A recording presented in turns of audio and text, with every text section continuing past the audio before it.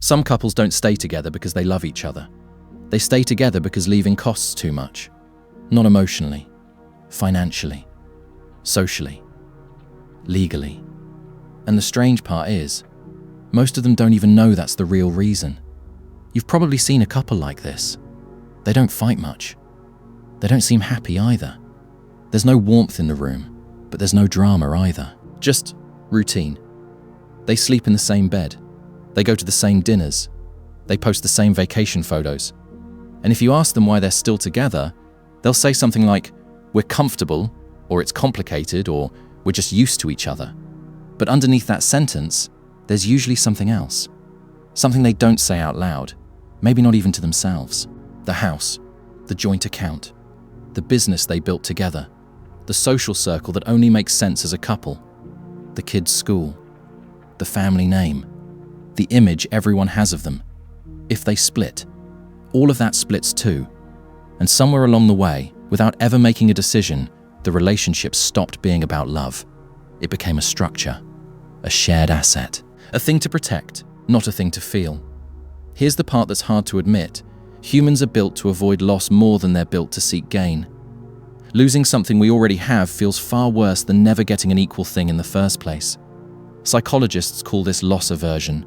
The pain of losing $10,000 is much sharper than the pleasure of gaining $10,000. Now apply that to a marriage that took 15 years to build. A house, a shared identity in a friend group, a certain status in the family, a version of yourself that only exists inside that relationship. The successful couple, the perfect family, the ones who made it. Leaving doesn't just mean losing a partner. It means losing a financial position, a social position, sometimes a professional one too, if the marriage is tied to a business or a public image. So the brain does something quiet and clever.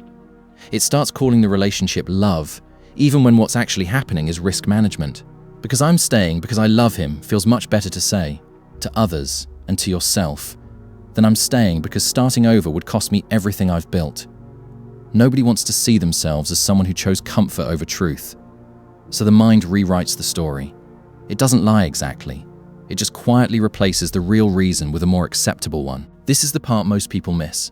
It doesn't feel fake from the inside. You can genuinely feel warmth towards someone you're staying with, mostly for security. You can enjoy their company. You can care about their well-being. None of that is fake. What's fake is the belief that this warmth is the reason you're still there. Because if you removed the shared house, the joint business, the mutual friend group, the family status, and asked yourself honestly, would I still choose this person today from zero? Many people go quiet at that question. Not because the answer is definitely no, but because they've never actually asked it. The relationship has been running on autopilot for so long that the original question, do I want this, got replaced by a much safer one, what would I lose? And what would I lose is a very persuasive question. It can keep two people in the same house for 20 years without either one consciously deciding to stay. There's another layer to this that people rarely say out loud, status. In some relationships, being part of a couple is itself a kind of achievement. The couple is a brand, a symbol of stability, success, taste, or belonging. Divorce doesn't just end a marriage in these cases. It ends a public story.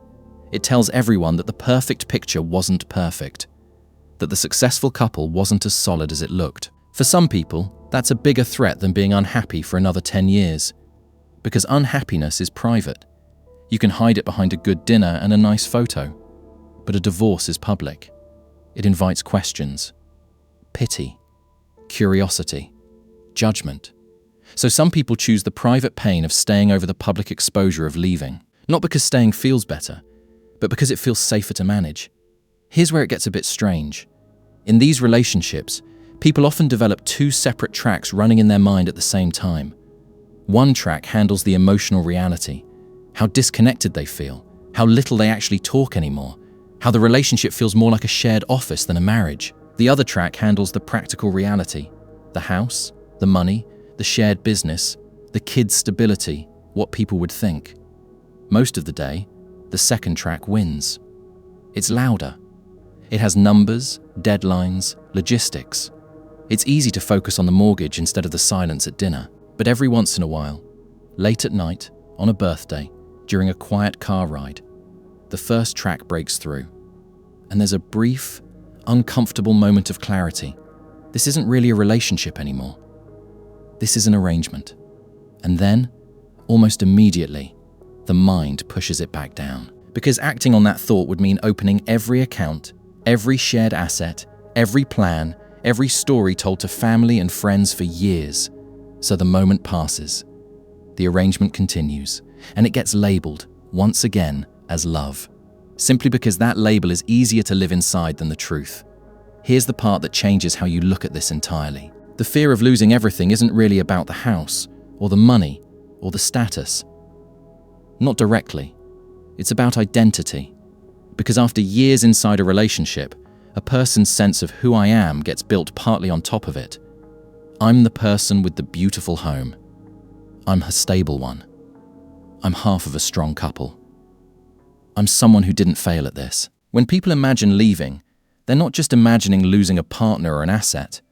They're imagining losing the version of themselves that only exists inside that structure.